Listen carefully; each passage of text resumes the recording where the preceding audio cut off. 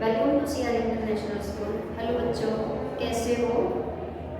मैं आशा करती हूँ कि सभी अपने घर पर सही होंगे और अपनी छुट्टियों को अच्छे से मज़े के साथ व्यतीत कर रहे होंगे। तो अब मैं आपको यहाँ पर शब्द विचार का जो हमारा टॉपिक है उसकी दोहराई करवा रही हूँ। कई बच्चे जो छुट्टी पे चल रहे थे या लेट आए थे या जो रिवीजन नहीं कर पाए थे उनके लिए ये वीडियो बनाई जा रही है। और टॉपिक कौन सा है? शब्द विचार का, जो आपकी ग्रामर की जो बुक है उसके अनुसार पार्ट 3 है आपका।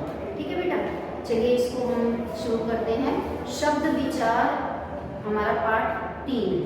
शब्द विचार में हम क्या पढ़ते हैं? सबसे पहले शब्द क्या होते हैं? शब्द का मतलब ये होता है जिनका कोई अर्थ होता है। ठीक है, कि वर्णों का शब्द साधारण तौर पे किससे बनते हैं? वर्णों से।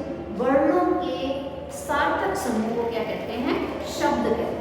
जब वर्णों का सार्थक समूह होगा तो शब्द होगा, अगर सार्थक नहीं होगा तो हम उसको शब्द ही नहीं कहेंगे। जैसे मैं बोल रही हूँ कलम, कलम तो हमारा कलम होती है जिससे हम लिखते हैं। ठीक है, अगर मैं बोलूँ लकम, तो लकम तो कोई चीज़ होती नहीं है, तो ये कै, ल, मैं तीनों ही वर्णों का समूह है, लेकिन एक समूह ऐसा है जिसका अर्थ निकल रहा है और एक समूह ऐसा है जिसका अर्थ नहीं निकल रहा है। तो जिसका अर्थ नहीं होता वो क्या होते हैं? निरर्थक शब्द होते हैं, और जिनका अर्थ होता है वो सार्थक शब्द होते हैं। तो वर्णों के व्यवस्थित एवं सार्थक समूह को शब्द कहते हैं। ठीक है बेटा, अब क्या है कि शब्दों का वर्गीकरण जो है कई आधारों पर हम करते हैं। आपके सामने इस बोर्ड पे दिख रहा होगा कि शब्दों का वर्गीकरण 4 आधार पर दे रखा है। पहला दे रखा है अर्थ के आधार पर, दूसरा दे रखा है रचना, व्युत्पत्ति या बनावट के आधार पर, तीसरा दे रखा है उत्पत्ति के आधार पर, चौथा दे रखा है प्रयोग के आधार पर। ये हमारे शब्दों का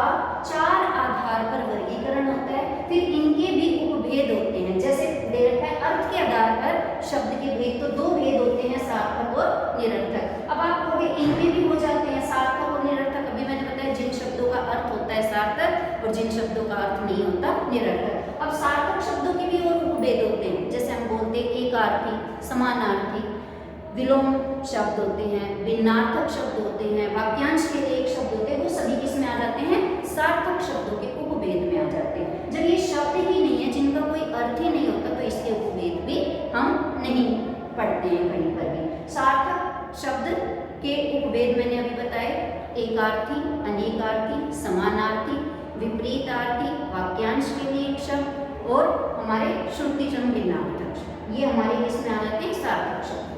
निरर्थक शब्द, जिन शब्दों का कोई अर्थ नहीं होता है उन्हें निरर्थक शब्द कहते हैं। मैंने अभी आपको बताया था कै, ल, में 3 वर्णों का हम सार्थक समूह बनाएंगे तो कलम बनता है। अगर निरर्थक समूह बनाते हैं तो लकम बनता है, तो वो क्या हो जाता है? निरर्थक शब्द। नेक्स्ट आते हैं हम रचना और व्युत्पत्ति या बनावट। ये तीनों बेटा एक ही चीज होती है, रचना, व्युत्पत्ति और बनावट एक ही बात होती है, ये एक दूसरे के पर्यायवाची है। तो इस आधार पर शब्द के 3 भेद होते हैं, रूढ़, यौगिक, यौगिक। अब रूढ़ शब्द कौन से होते हैं? जो परंपरा से चले आ रहे होते हैं और जिनके सार्थक खंड नहीं किए जा सकते, वो रूढ़ शब्द होते हैं। यौगिक शब्द जो ऐसे शब्द जो 2 शब्दों के योग से बनते हैं। यौगिक शब्द में इक प्रत्यय है बेटा, और योग है हमारा मूल शब्द है, तो योग का अर्थ होता है जोड़ना। ठीक है, तो यौगिक क्या हो गया? जो 2 शब्दों से मिलकर बने शब्द होते हैं वो क्या कहलाते हैं? यौगिक शब्द।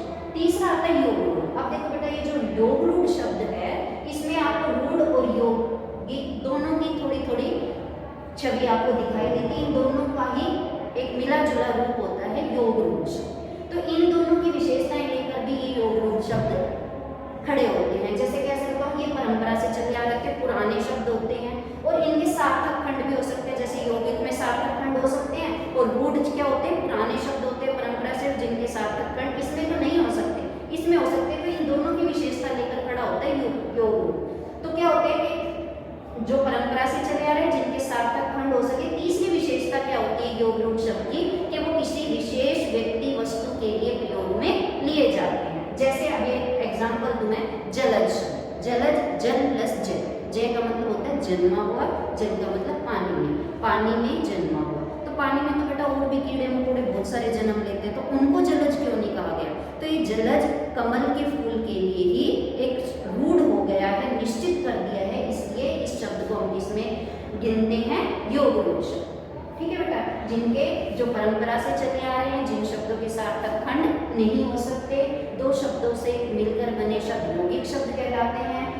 जो परंपरा से चले आ रहे हैं, जिनके सार्थक खंड हो सके और जो किसी विशेष व्यक्ति वस्तु के लिए प्रयोग में लिए जाएं, वो होते हैं यौगिक शब्द। तीसरे आते हैं उत्पत्ति के आधार पर शब्द का भेद। उत्पत्ति के आधार पर शब्द के 4 भेद होते हैं, तत्सम, तद्भव, देशक और विदेशक। तत्सम, तत् का मतलब, तत्सम का अर्थ होता है उसके जैसा। किसके जैसा? संस्कृत के जैसा। यहाँ पर हम पढ़ेंगे उसके जैसा मतलब संस्कृत के जैसा। संस्कृत भाषा के वे शब्द जो हिंदी भाषा में ज्यों के त्यों प्रयोग में लिए जाएं, वो तत्सम शब्द कहलाते हैं। जैसे अगर हम बोलें रात्रि, तो रात्रि शब्द का मैं वाक्य में प्रयोग कर लूँ कि मैं रात्रि को दिल्ली गया था, तो रात्रि शब्द का हमने एज इट इज जो का तो प्रयोग कर लिया, तो ये तत्सम शब्द है। मैं रात को दिल्ली गया था, तो रात्रि से हमने क्या कर दिया? रात कर लिया, तो ये उस रात्रि शब्द का क्या हो गया? तद्भव हो गया, हिंदी रूप। नेक्स्ट आते हैं तद्भव। संस्कृत भाषा के वे शब्द जो हिंदी भाषा में कुछ परिवर्तन के साथ प्रयोग में लिए जाते हैं, उन्हें तद्भव शब्द कहते हैं। अभी एग्जाम्पल दिया था मैंने, रात्रि से रात, दूध से दूध। ठीक है, तो इस तरह जो संस्कृत के शब्द उनकी हम हिंदी करके उनका रूप परिवर्तन करके जब हिंदी भाषा में प्रयोग में लेते हैं, तो वो तद्भव शब्द कहलाते हैं। नेक्स्ट आता है हमारा देशज शब्द। देशज शब्द कौन से होते हैं? देशज, देश प्लस जय। जो देश में जन्मे होते हैं उन्हें देशज शब्द कहते हैं।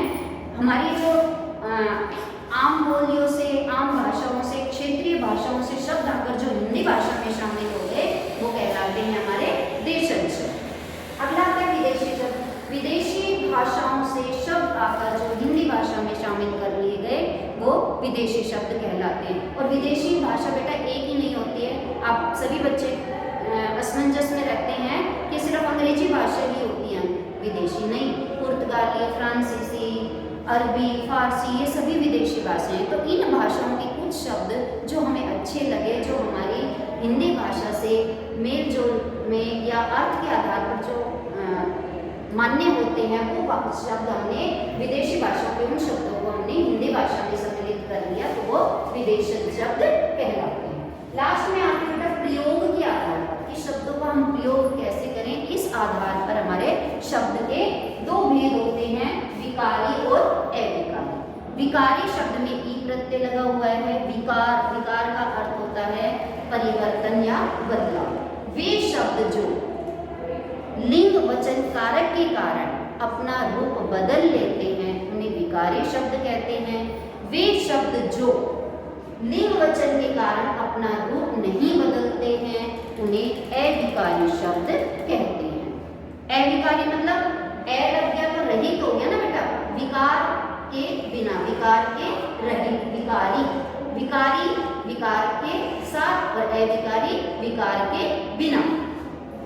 फिर बताती हूँ, वे शब्द जिनमें लिंग वचन कारक के कारण परिवर्तन आ जाता है, उन्हें विकारी शब्द कहते हैं। वे शब्द जिनमें लिंग वचन के कारण परिवर्तन नहीं आता, उन्हें अविकारी शब्द कहते हैं। अब विकारी और अविकारी संज्ञा शब्द, सर्वनाम शब्द, विशेषण शब्द और क्रिया शब्द, ये 4 तरह के जो शब्द होते हैं वो विकारी में गिने जाते हैं। क्रिया, विशेषण, संबंध बोधक, समुच्चय बोधक, विस्मयादि बोधक, और कई पुस्तकों में यहाँ पर निपात भी दिया होता है, वो भी अविकारी में ही गिने जाते हैं। तो ये 4 तरह के शब्द विकारी और ये 4 तरह के शब्द अविकारी शब्द कहलाते हैं। ठीक है बेटा, ये जो हमारे शब्द विचार वाला जो चैप्टर है, उसकी समरी मैंने आपको बताई है कि शब्द क्या होते हैं। वर्णों की सार्थक समूह को शब्द कहते हैं। 4 आधार पर हम शब्दों का वर्गीकरण करते हैं, अर्थ के आधार पर, रचना के आधार पर, उत्पत्ति के आधार पर और प्रयोग के आधार पर। अर्थ के आधार पर सार्थक, निरर्थक, व्युत्पत्ति और रचना या बनावट के आधार पर 3, रूढ़, यौगिक, योग रूढ़, और उत्पत्ति के आधार पर 4 होते हैं, तत्सम, तद्भव, देशज, विदेशज, और प्रयोग के आधार पर 2 होते हैं, विकारी और अविकारी। ठीक है बेटा, ये शब्द विचार पाठ जो आपका व्याकरण का टॉपिक है, उसकी ये दोहराई मैंने आपको करवा दी है। इस वीडियो को अच्छे से देखना, समझना। फिर भी जब आपको समझ में नहीं आए, तो जब हम अपने ग्रीष्मकालीन अवकाश के बाद मिलेंगे, तो आप अपने जो भी आपकी समस्या है इस विषय से संबंधित, वो आप आप मुझे पूछ लेंगे। ठीक है बेटा, मिलते हैं अगले कक्षा तक। तब तक के लिए आप सभी का दिन शुभ रहे। धन्यवाद।